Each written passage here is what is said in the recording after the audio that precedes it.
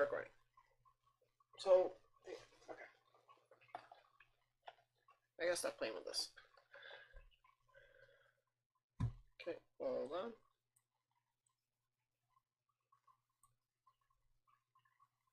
Okay. And at some point, okay, hold on. Hold up. Hold up. There you go. Okay. Hey guys, what is up? So I'm going to be doing my week 3 review of the NFL season. So I picked the Jets to win the Thursday night game.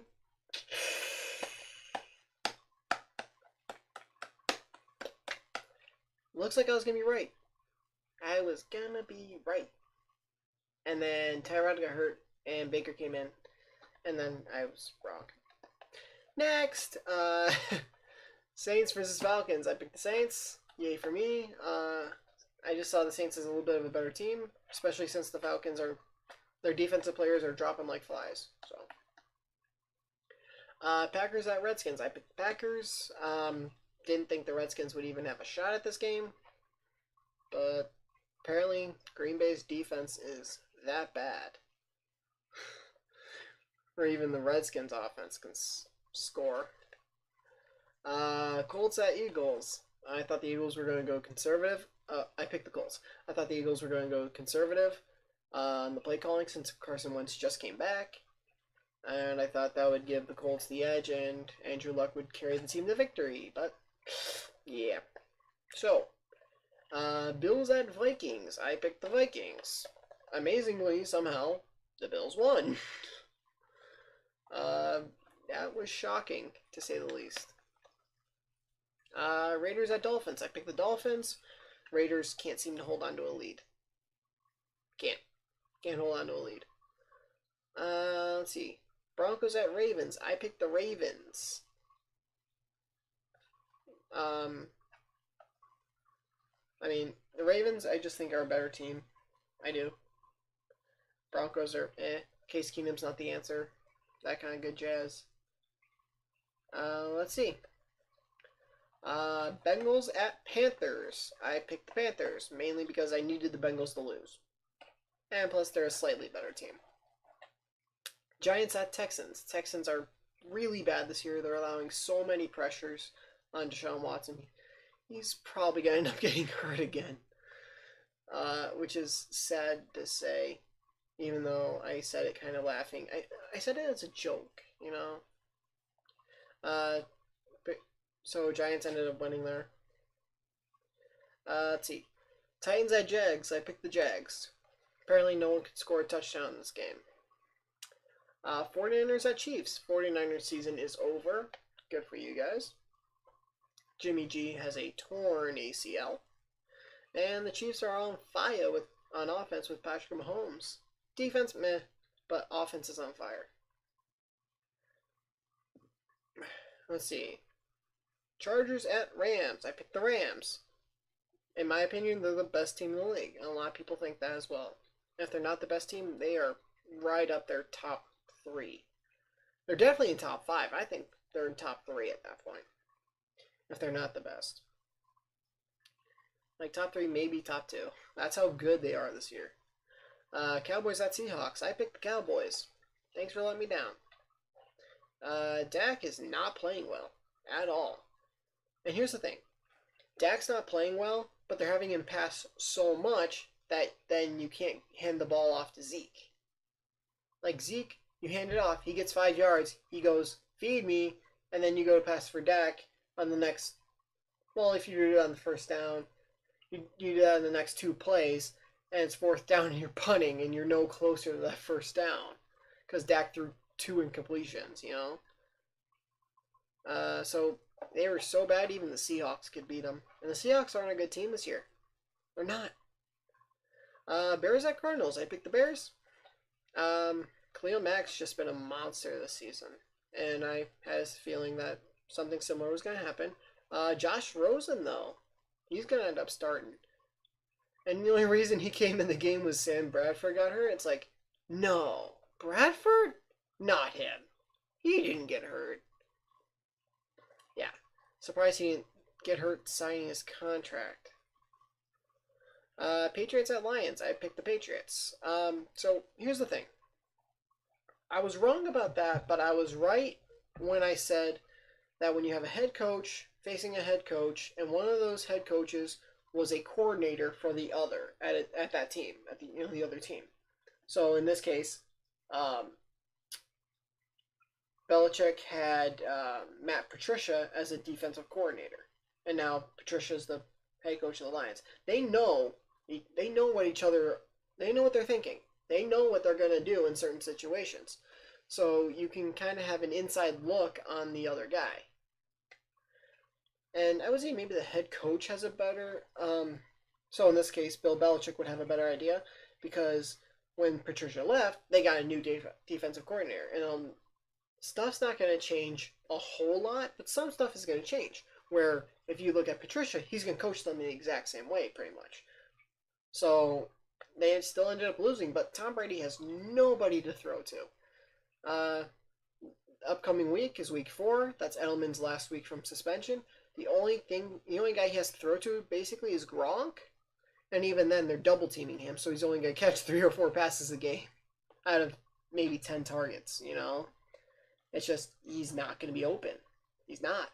They're double covering him, they're triple covering him because they're not scared of any other of the receivers. Maybe once Josh Gordon gets a grip on the playbook and starts going, yeah, maybe you double him, but right now they're not afraid of anybody.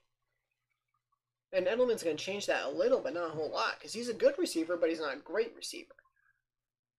Then, Monday night, I picked the Buccaneers. This one I'm happy I got wrong, because I picked the Steelers week 1 and 2. They tied and they lost, but week 1, when they tied, if TJ Watt doesn't block that field goal, they lose to the Browns. So, I picked them weeks 1 and 2. So I'm like, you know what? I'm going to pick them to lose week 3, hoping they'll win. And they did. So all you got to do is pick against Pittsburgh, and they'll win. Simple. Though if I keep picking the Patriots and they'll lose, I'll keep picking them. I will take 2 automatic wrong answers if it means the Patriots lose and the Steelers win.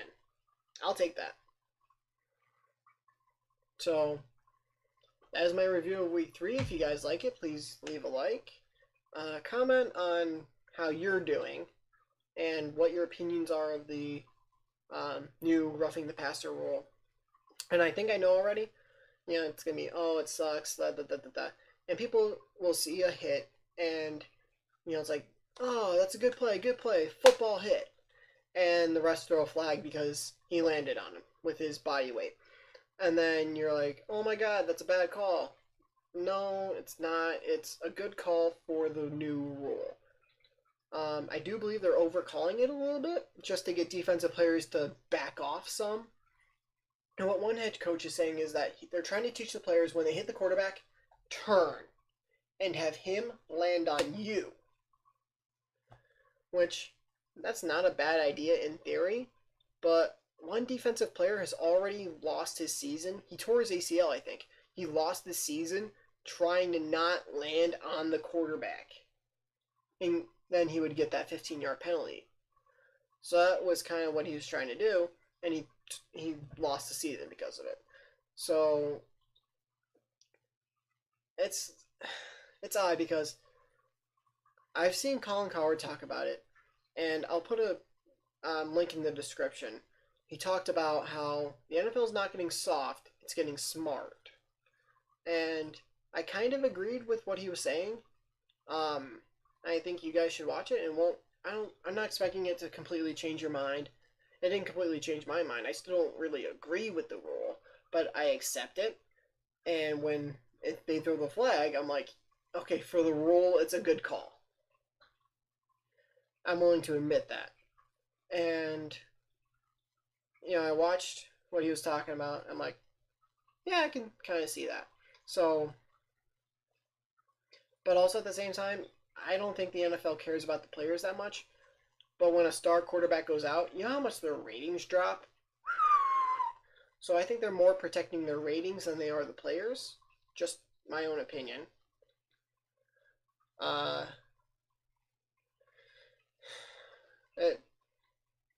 and it's unfortunate that so many players are getting called. I feel so bad for Clay Matthews. I feel so bad for that guy. But and then I just watched Colin today, and he was talking about either today or yesterday, and he was talking about how you don't see Von Miller getting a lot of the roughing the passers. You don't see Khalil Mack getting a lot of roughing the passers. Why is Clay Matthews getting all the roughing the passers? That's because Von Miller and Khalil Mack, when they go after the quarterback, they're not just trying to sack him. They're trying to strip the ball. They're trying to strip the ball. They're not just trying to sack him. They're trying to strip the ball out of his hand. But Clay Matthews is just going to go and hit you, which is why he could potentially be having some trouble. Whereas Mack and Miller try to get the ball out of your hand. So that could also play a part in it. So I'll link that first one in the description. If you guys want to know what that other one is, just comment down below and I'll give it to you. I'll put it in the description as well if people want to see it. Or you guys can just search The Herd on YouTube or Twitter, Facebook, whatever, and you can see all of his stuff there. He says a lot of stuff I agree with. I'd like to see him and Skip Bayless in a room together, because he trashes the Cowboys, and Skip has nothing but good things to say about the Cowboys. You know, I would love to see those two get in a room together and talk about Dak Prescott. It'd be awesome.